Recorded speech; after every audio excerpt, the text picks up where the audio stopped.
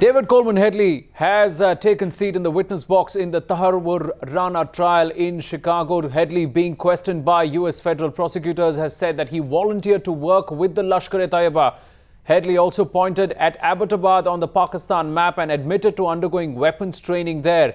He also made startling revelations where he said that his dislike for India was inherent. He believed that it was Pakistan was severed by India. He said that he was under the impression that the Jaish-e-Mohammed and the Lashkar-e-Taiba were actually operating under the guidance of the ISI. He also mentioned the involvement of Major Iqbal, a former member of the ISI, in the plotting of the 26/11 Mumbai attacks. We earlier spoke to Natasha Israni, who's been following the trial proceedings very closely and is at the moment in the courtroom. Let's take a listen to what she had to tell us. That Headley manipulated Rana. They're describing him as a manipulator working with three different agencies that includes the ISI, the LET, and the DEA, which is the Drug Enforcement Agency here in the United States. They're describing him as also being married to three different wives and manipulating him as well. So essentially, they're trying to say that basically Rana got manipulated by Headley, and that Rana didn't know that Headley was using the immigration office as a cover to conduct surveillance operations in Mumbai ahead of the 26/11 attacks.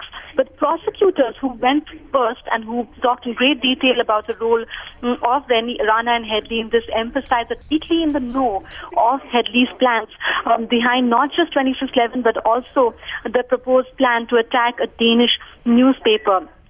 The prosecutors, when they first spoke in the early part of the day, also mentioned the ISI. They said that Major Iqbal was or is an ISI agent and went on to say that Headley was trained by Major Iqbal. They also said, and I'm quoting here, the federal prosecutor said that LET and Major Iqbal had the same agenda, clearly emphasizing on underlining and indicating that the ISI was involved in this. It's very interesting that federal prosecutors actually mentioned the ISI. So we heard Natasha Israni. Let's get across to Aviral, who joins me from the Mumbai newspaper. Aviral, this is big, isn't it? Because this now confirms ISI's involvement in the 26/11 Mumbai attacks. Absolutely, Anand. If there was any more confirmation that was required, it is from the testimony of David Coleman Headley himself about ISI's involvement in the 26/11 Mumbai terror attacks. David Coleman Headley's testimony in a Chicago court clearly nails LET chief Hafiz Saeed as well. Now, David Coleman Headley has gone on record in court to say that he was heavily influenced by LET chief Hafiz Saeed, someone whom Pakistan has on repeated occasions refused to nail. He faces a trial. However, no real concrete proceedings have taken place against him on ground. Also, David Coleman Headley in admitting that he was in fact heavily influenced by LET chief Hafiz Saeed. But more interestingly, Anand, he went on to in court point at a map at Abbottabad, the very same place where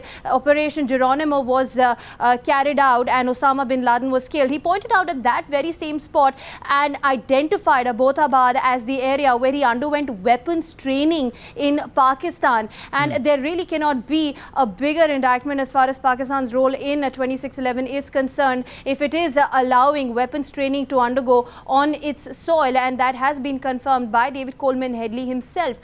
Apart from that, he's also talking about not just the LET but also Jaish-e-Mohammed and terror outfits like the Hizbul Mujahideen, saying that these organizations, these terror groups are in general coordination with the ISI.